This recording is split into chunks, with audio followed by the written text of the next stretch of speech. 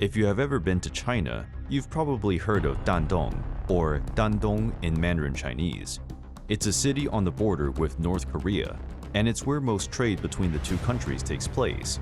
Actually, 90% of North Korean trade goes through this route. But did you also know that Dandong is the only foreign city the North Koreans know?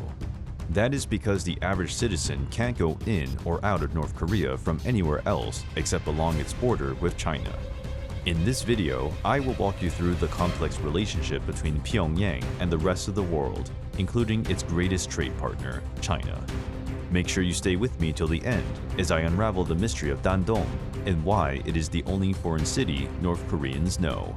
As you already know, Jong Un, the supreme ruler of North Korea, is a tough man.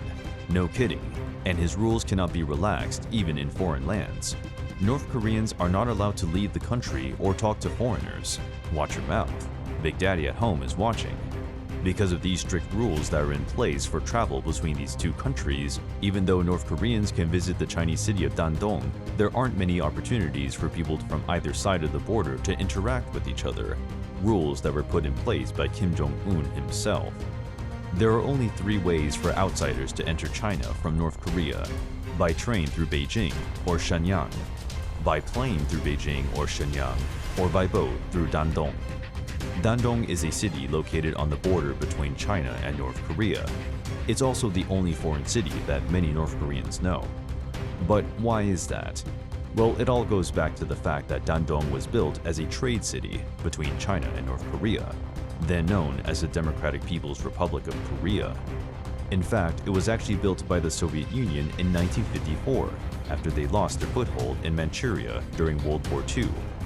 The Soviets wanted to create a new trading post between themselves and their allies, the Communist Party of China, so they did just that, right across the river from North Korea.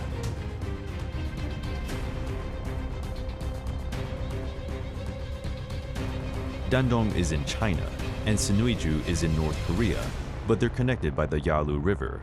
The Yalu marks the border between the two countries, which means you can actually see one city from another. If you know where to look, you'll need binoculars. Dandong's biggest landmarks are easy to spot from Sinuiju. There's Dandong Bridge, a suspension bridge that connects Dandong with neighboring Liaoning province. And there's also the New Yalu River Bridge, an elevated highway that runs across the river. Both bridges were built by China as part of its One Belt, One Road initiative to boost economic development and trade routes with other Asian countries.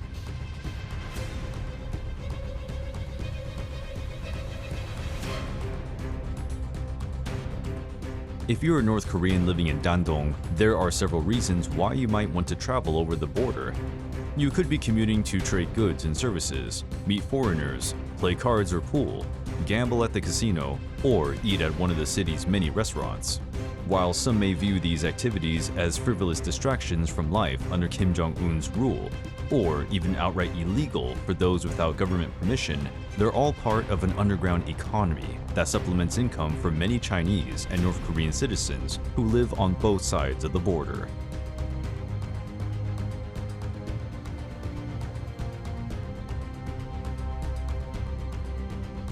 Dandong is the only foreign city North Koreans know. It's also the only place where they can meet foreigners, Chinese people, and other nationalities. In fact, 90% of all North Korean trade passes through Dandong, and this has been going on for decades.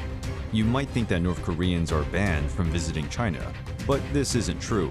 They're actually allowed to visit China as long as they travel with an approved tour guide or in groups under controlled conditions, although some do sneak across the border. And if they get caught by Chinese authorities on their own, then they're often sent back to North Korea immediately with no questions asked.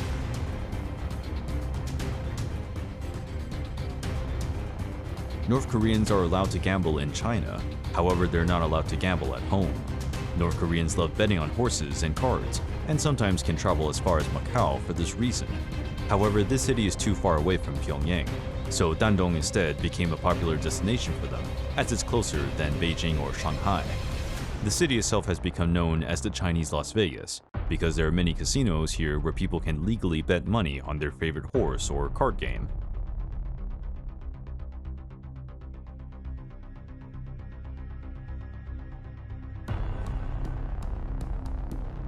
The bridge is the most important link between the two countries and is 1.1 miles long. It's also the only bridge connecting China to North Korea, which means it has been a symbol of their relationship for decades. For many North Koreans who live on one side of it or another, this was their first glimpse of China when they were young children. And some even recall how excited they felt about being able to cross into a new exciting world for a few hours. It wasn't until 1991 that both sides agreed to open up trade routes between Dandong and Sinoiju.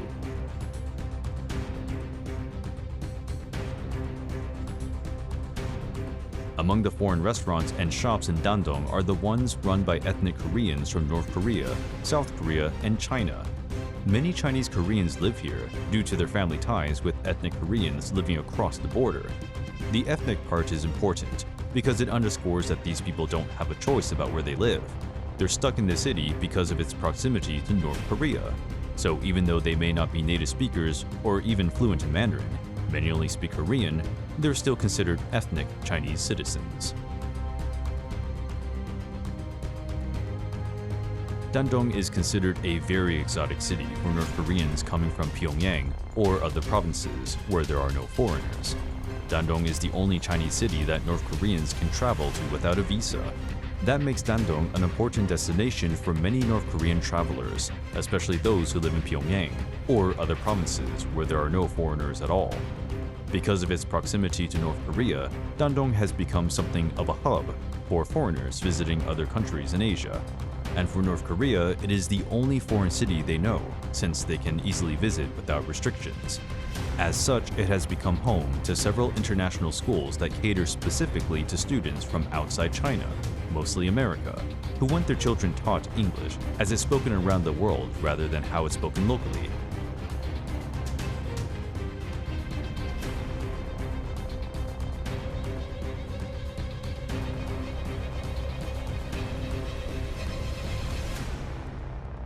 Dandong is a popular destination for Chinese tourists who come to the city to buy North Korean goods. The biggest draw, though, is not what's available in the stores, but rather the knowledge that those products are made by fellow Koreans and represent something that they can't get anywhere else. Part of this appeal stems from the fact that many Chinese people perceive North Korea as culturally similar and therefore trustworthy. This has led to a booming industry of businesses that sell North Korean products such as liquor made from ginseng, cigarettes, and tea, also made from ginseng. These businesses have been able to thrive because Chinese consumers don't seem interested in boycotting their own country's trade with Pyongyang if it means hurting themselves too much financially or losing access to beloved products like cigarettes or alcohol, though there are signs that this might be changing soon. Because of its isolationist policies, many North Koreans do not have the opportunity to see any city outside of North Korea or to interact with people from foreign countries. However, at Dandong, this is not the case, and this is because of the ancient history this town represents in the relationship between North Korea and its Chinese neighbor, a history of over 1,000 years. So, what do you think will happen to North Koreans many years from now?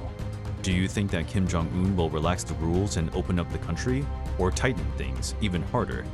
Let's hear from you in the comment section.